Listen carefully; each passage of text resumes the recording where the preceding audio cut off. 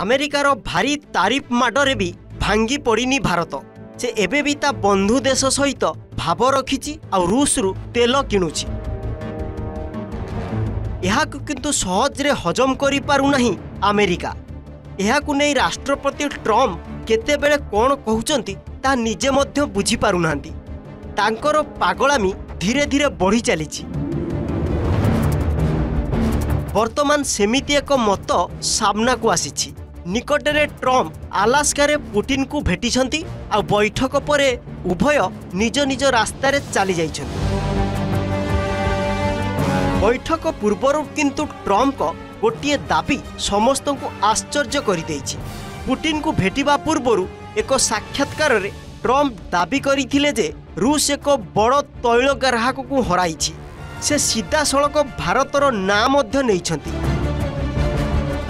किंतु ट्रम्प को यही दाबी जेतिकी आश्चर्यजनक सेतिकी पागलामी मन हुए, कारण भारत एपर्यंत एपरी कोनोसी अपडेट देई नाही।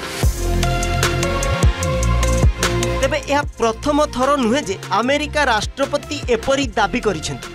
अगस्ट आरंभ रे ट्रम्प यह मध्य दाबी करिथिले जे भारत आउ रूस रु तेल किणिबो नाही। भारत सेतबेले स्पष्ट भाबरे कहिथिला जे सेमिति किछि नाही।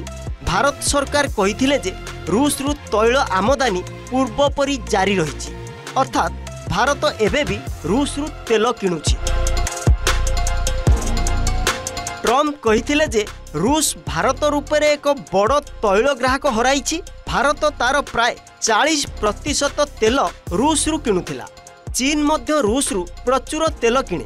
जदि मु द्वितीय टारिफ लागू करी तेबे यह बहुत विनाशकारी हेबो। जदि भी एमिति करिबा को पड़े तेबे निश्चित करिबी बोली ट्रम्प कहिसेंती। तेबे रूस रु तेल न किणिबा को नै भारत पक्षर कोनोसी मत दिया जाय नै। दाबी केवल ट्रम्प ही करिसेंती। भारत एबे भी रूस रु तेल किणिबा जारी रखिछि। Bureau report, OTV.